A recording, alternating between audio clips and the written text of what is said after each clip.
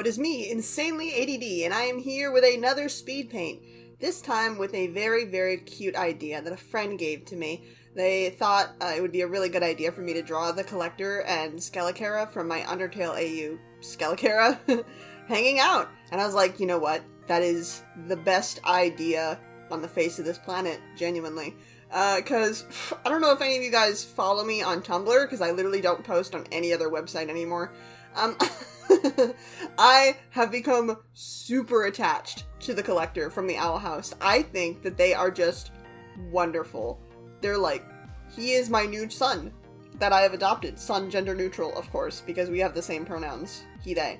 But anyways, I have filed for adoption. The papers are being processed as we speak. But yeah, so like I've just been drawing a lot of Collector stuff and Undertale stuff too, of course. I'm trying to keep a good handle on both of them at the same time, because normally when I get into a new hyperfixation, I just completely, like, forever drop the previous one and just don't come back to it. Unless it's a long time later and in, like, a single picture. Once I'm done with something, I'm like, that was fun. Leaves out the door. I'm going to get milk. I'll see you soon. Haha, lies. But I really, really don't want that to happen to Undertale because I love it and I have been a fan of it for almost, like, 8 years. It'll be 8 years this December, you know, so I refuse. I'm grabbing it with claws.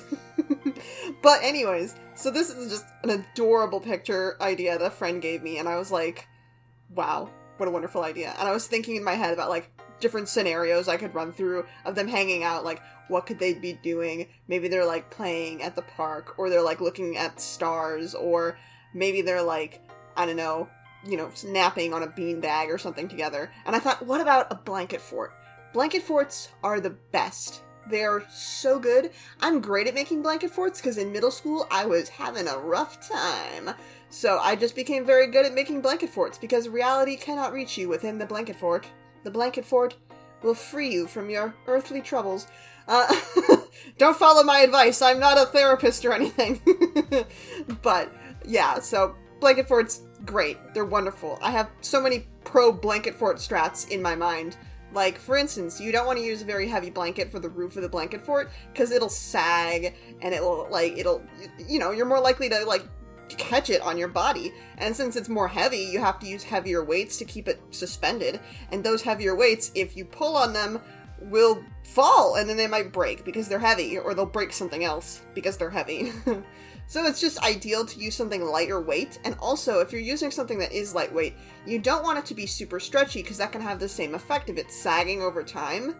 Like I have a dress that I like to wear that is very stretchy fabric, and like after I wash it and I wear it for the first like couple times, because like I don't feel like washing things every time I wear them. They're not even that dirty if you wear it once. I mean, unless you're going out in the heat and sweating all over it or something, but that's different. But like, yeah, I love wearing that dress, but sometimes it's like after a day or two, it's like it's 40 times longer than it was when I started wearing it because it's a very stretchy fabric. And the same thing applies to the blanket fort roof. Over time, it will sag because of the stretchiness under its own weight. So you want to like, you know, use something that's not super stretchy, is lightweight. You want to have some form of entertainment within the blanket fort, like a computer to watch movies on, or a TV to watch movies on. But yeah, and if you have like a back exit, like, I prefer there being only one main entrance and exit to the blanket fort, but if you have a secondary entrance and exit, you should block it off with a pillow to keep more of the warm air inside, and also because then it's like you have a little door on your house. It's cute. But yeah, these are the pro blanket fort strats I'm giving you. Also, you don't want to build it attached to a dining table, because that has a lot of, like, airflow going through it, unless there's, like, a tablecloth on it, I guess, but yeah, normally blanket forts should not be attached to dining tables just because they're very drafty and you want a blanket fort to be cozy. Unless for some reason you're building it in the summer and you live somewhere hot, in which case, oh my god, that's a horrible idea. Do you want to microwave yourself? Jesus Christ. But yeah.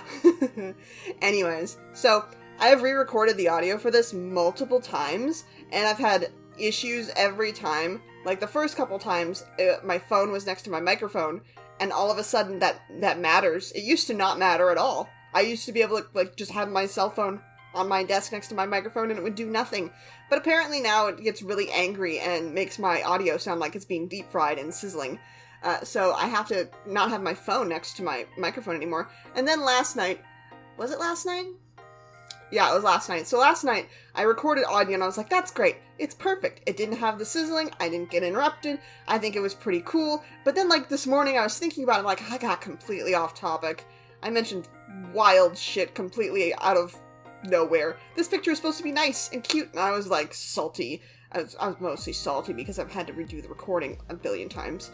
But I was also just bringing stuff out that's, like, completely unrelated to the topic at hand, which is cute little children enjoying a movie together in a blanket fort.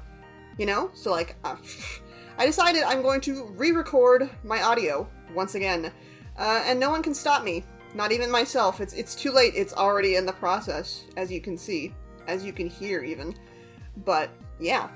There's a lot of cute little Easter eggs hidden in this blanket fort. The one that was just on screen was a little stuffed animal version of Fresh, the parasite, from the Undertale fandom, because I thought that was pretty cute.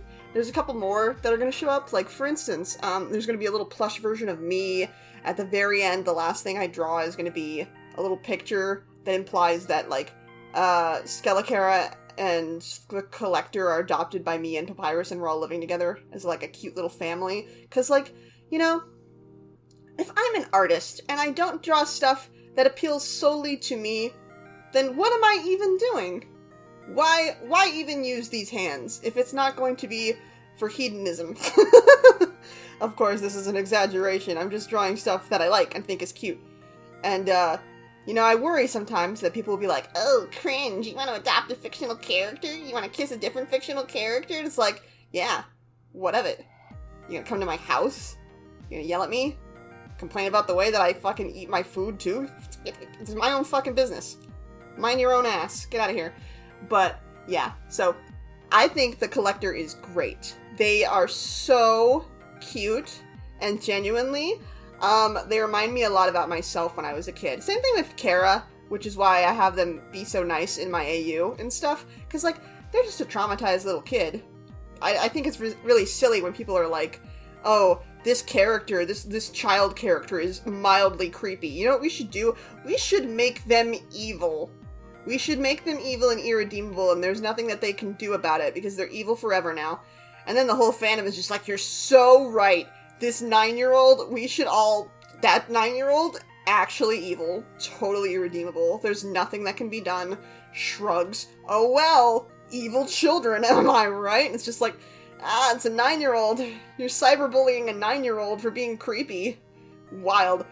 People on the internet would not have been able to handle me in elementary school. I was, like, literally 7 years old watching documentaries about the Jack the Ripper killings and the Black Dahlia. Like, me walking up to you with my Ripley's Believe It or Not books, just like, did you know that human teeth can grow out of anywhere in your body, including your feet? Just like, oh, I would have absolutely exploded the minds of people online. But, yeah, so, anyways, creepy little children are the best little children, because all children are inherently creepy. They don't know what's socially acceptable and what isn't, you know? So they're just gonna talk about stuff that they think is interesting, because they have no context for our own societal ideals of conversation and stuff. You know what I mean? They're just gonna talk about whatever. And it doesn't matter if you think it's weird, because guess what? They don't know what's weird. They haven't been taught this yet. Because, nothing is actually inherently weird. I mean, there's some things that are inherently weird, obviously. But, like, a lot of stuff that we today have, like, taboos on, especially as adults, a lot of children, they don't get that. They're just like, yeah, death. Yeah, murder. Ghosts, you know? And there's nothing wrong with that. Also, I personally think that life is hard enough for children without us, like, getting mad at them for saying words that we don't tell them about. You know, like swear words. I think children should be allowed to swear. Life is already so hard for them. Why not allow them to swear? Maybe not at other people, of course, because, like, in general, swearing at other people is rude. You know, that's just inherently rude. But, like, if they stub their toe, then they should be allowed to say fuck. I think that is fair and justified. and we shouldn't get mad at children for saying words that they might have overheard and then repeated because they were never told what those words are, or that they're bad to say. It's a social construct. But that's just me.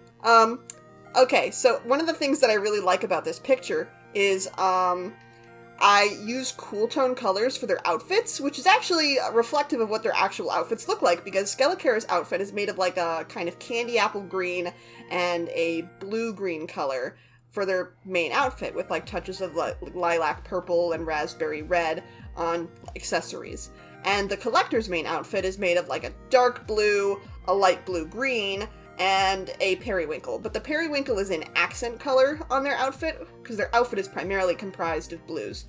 And I think that, I was really smart to, like, continue to use that instead of sticking with the monochromatic theme that is present for almost the entire rest of the piece. Because I think, like, even though they're already in the middle of the picture, and they're definitely going to be, like, the most detailed part of the picture, I thought using the cool tones is another great way to draw your eye to them, and I think that's really cute.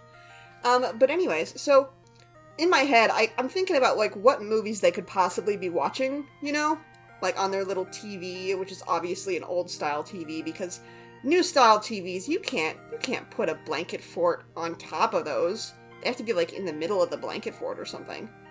Unless you have, like, I don't know, an entertainment center with, like, a little roof with a TV cubby in it. That might work, but no, flat screens don't work for making blanket forts. Old-style TVs, you could totally make a blanket fort out of that. But yeah, so I think that they're watching The Nightmare Before Christmas, just because that's, like, personally one of my favorite movies of all time. Literally one of my earliest memories is being at my grandparents' house, and my grandma walking up to me and asking me if I wanted to keep the VHS. Because, I have this impression in my memory, you know? You can have impressions in memories where, like, you may not remember earlier instances of something happening, but you may remember, yes, this has happened before. And in this particular memory, I am aware that I had previously watched this movie at their house multiple times. So I think my grandma was just like, well, when you come over here, that's the only thing you want to watch, so do you just want to keep it? And I was like, yeah!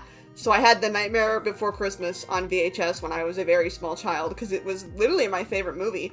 I love that movie. I literally have so much Jack Skellington stuff.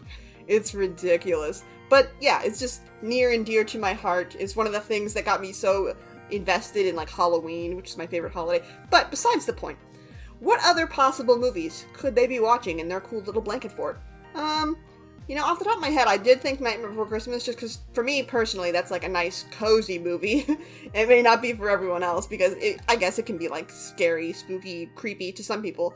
I personally am so desensitized to it that it doesn't even register as that for me. But I think that other movies that they could be watching are, like, I don't know, like, you know, I really genuinely can't think of any other movies. Because I'm thinking, like, cozy, warm, nice movies. And, like, all the movies I think off the top of my head are, like, really good movies, but they're not necessarily that, right? Like, the movies I'm thinking of off the top of my head is, like, Coraline, which is a nice movie. It's very good, but also it is incredibly creepy. Then again, I was saying earlier that they are creepy little children. Maybe they would appreciate spooky kids' horror movies, like Coraline and stuff. Maybe. Maybe so.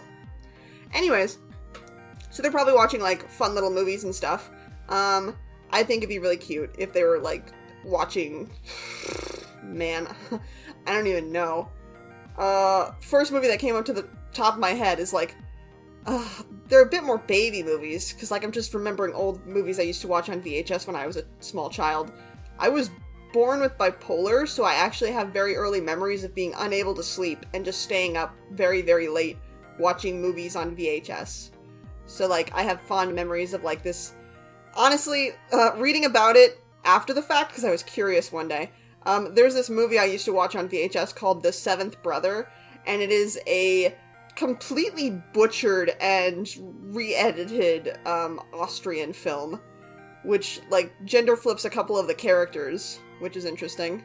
And I personally loved that movie. It was one of my favorite movies when I was a small child. It no longer is, because there's, like, better movies out there. Like, for instance, The Night Before Christmas is still near and dear to my heart, right? So it's still, like, one of my top 3 favorite movies of all time. One of the other ones being Who Framed Roger Rabbit, just because, like, as a person who's so invested in loving animation and stuff, Who Framed Roger Rabbit is just a technical achievement, and it's really good on top of that, so, you know, it's up there. Nightmare Before Christmas is, I love it, but it genuinely doesn't deserve to be one of the best movies of all time, right? It's just near and dear to my heart, so it's on my favorites list, because favorites don't have to be about objective quality. They can just be things you really enjoy, and I really enjoy The Nightmare Before Christmas. Hence, its high placement on my favorite list. Anyways, I think that they could be watching other cute movies, like maybe, Cats Don't Dance. That's a pretty good one. Other ones, maybe Not All Dogs Go to Heaven, or All Dogs Go to Heaven. I forgot the name of it. I think that'd be another cute one for them to watch. But definitely, you know, thinking about it, and thinking about the fact that they're, like, creepy little kids, they could totally be watching Coraline, or Paranorman, or, you know, other creepy little kid movies. God, I'm drawing a blank on other movies, genuinely. Weird. I'm normally really good about this, remembering that stuff. But, you know, I think that they'd have a real nice time watching movies together in their little blanket fort, and eating snacks. But yeah. So, how was your day? What are your thoughts on what possible movies they could be watching in their blanket fort? I'd love to hear what you guys think they could be watching. I was babysitting today, and there was smoke. Because, like, I live in Minnesota, and we're getting a lot of that, like, wildfire smoke from Canada. And some of it is actually from Minnesota, because the border waters are on fire. There's, like, an area, it's like a forest, it's huge, that has, like, no roads in it whatsoever. And some of it is on fire. It's not terribly large, so hopefully it's able to be contained. But, yeah. It's just very smoky and hazy out today. Not very pleasant. But yeah. Let me think about other fun things. Okay, so, I'm writing a fanfic right now. Will I ever post it? You know, odds are questionable about that, simply just because I've decided to never post any fanfics ever unless I, like, am able to, like, completely write it in private. Because I find that when I post fanfics, I tend to run out of steam very quickly if I'm just posting it. So what I want to do is I want to privately work on a fanfic until it is completely complete. So I'm currently doing that with, like, a cute little fanfic idea I have for, like, the Collector, where I adopt the Collector. It's really cute. I have some nice little ideas planned for it. It's going to be, like, very frank about, like, mental health discussions, because I feel like that'd be important for them to know about and stuff. And also, I'm adopting them in this fanfic, right? So it'd be, like, my parenting style, essentially. Because, to be honest with all you guys, I don't want to get too heavy or anything, but I'll probably never be able to adopt an actual child, and I don't want to, like, have a child any other way than that. So, fictional children it is, I guess. Life is hard.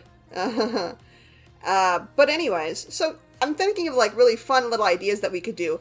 So I'm, like, writing down stuff based on, like, my actual life, like running errands together with him, and me going to the Boiling Isles and meeting his friends. That's fun. You know, just cute little stuff like that. Mostly, like, fun things. But, yeah. So, that's the picture. I hope you all really liked it. And, yeah. Have a nice day. Don't forget to comment and tell me what cool movie you think they might be watching together. And, whether you think that they'd be friends, because I think they would be. Okay, bye!